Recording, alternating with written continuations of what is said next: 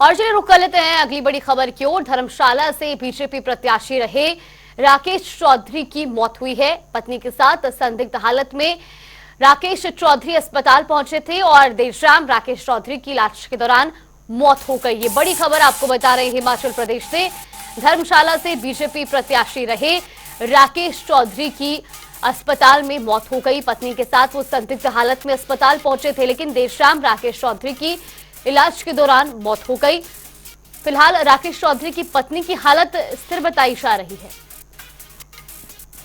तो वही मौत की खबर से परिवार में शोक की लहर है। पुलिस ने मामला दर्ज कर आगामी कार्रवाई भी शुरू कर दी है। ये बड़ी जानकारी आपको बता रहे हैं। धर्मशाला से राकेश चौधरी बीजेपी प्रत्याशी रह चुके हैं। हालांकि वो अपनी पत्नी के साथ संदिग्ध हालत में अस्पताल पहुंचे थे, जिसके बाद उनका इलाज जारी था, लेकिन देर शाम राकेश चौधरी की इलाज के दौरान मौत हो गई। हालांकि उनकी पत्नी की हालत अभी फिलहाल स्थिर बताई जा रही है। वहीं उनकी मौत की खबर के बाद से परिवार में भी शोक की लहर है और पुलिस भी इस पूरे मामले पर जांच कर रही है। ये बड़ी खबर, बड़ी जानकारी हिमाचल प्रदेश से।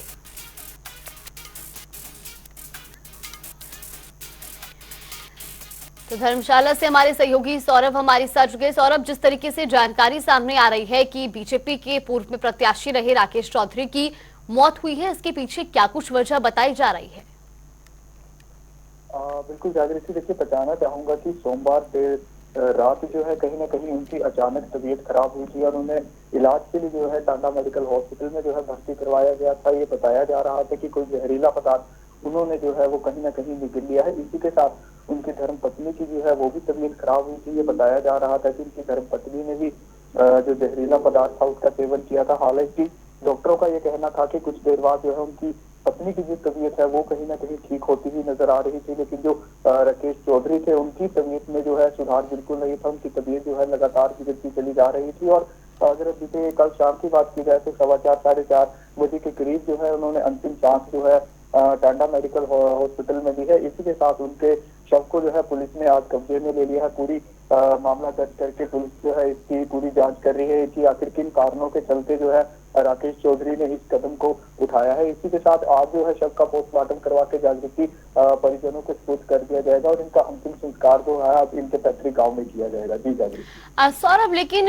महत्वपूर्ण ये भी कि जिस तरीके से बताया जा रहा है कि वो एक संदिग्ध स्थिति में अस्पताल पहुंचे थे, क्या परिवार का इस पर क्या कुछ कहना है? क्या आखिर वजह रही? क्या परिवार के सदस्य इस वक्त कोई घर पर मौजूद नहीं था जब ये स्थिति उत्पन्न हुई? देखिए जागृति, बताना चाहूंगा कि जिस हालात में राकेश चौधरी को टांडा मेडिकल हॉस्पिटल में पहुंचाया गया था, हालांकि वो किसी भी तरह का बयान देने में अक्षम नहीं थे कि आखिर किस वजह से उन्होंने जो है इस कदम को उठाया है। इसी के साथ अगर उनकी पत्नी की बात की जाए तो उन्होंने भी अभी तक इस पर कोई भी अपनी प्रतिक्रिया नहीं दी है। हालांकि परिवार वालों को ये जरूर कहना था कि ये जो कुछ भी घटना घटित हुई है काफी दुखद है और इसको लेकर जो है पुलिस अब जांच कर रही है और इस जांच के बाद ही अपनी बात सामने आएगी कि आखिर राकेश चौधरी ने किन कारणों के चलते इस कदम को उठाया है। जी जागृति। बिल्कुल, बहुत बहुत धन्यवाद सौरभ आपका हमारे साथ जुड़ने के लिए और तमाम जानकारी हम तक पहुंचाने के लिए। तो हिमाचल से बड़ी खबर आपको बता दें, जहां धर्मशाला से बीजेपी प्रत्याशी रहे राकेश चौधरी की मौत हो गई। दरअसल शुरुआती जानकारी के मुताबिक उन्होंने एक जहरीले पदार्थ का सेवन कर लिया था, जिसके बाद वो संदिग्ध हालत में अपनी पत्नी के साथ अस्पताल पहुंचे। यहाँ पर उनका इलाज जारी था, लेकिन इलाज के दौरान उनकी मौत हो गई। तो वहीं राकेश चौधरी की पत्नी की हालत फिलहाल स्थिर बताई जा रही है, लेकिन मौत की खबर के बाद से ही परिवार में शोक की लहर है और इस पूरे मामले पर पुलिस ने भी अब गंभीरता से जांच शुरू कर दी है कि आखिर क्या कुछ वजह रही राकेश चौधरी की मौत के पीछे।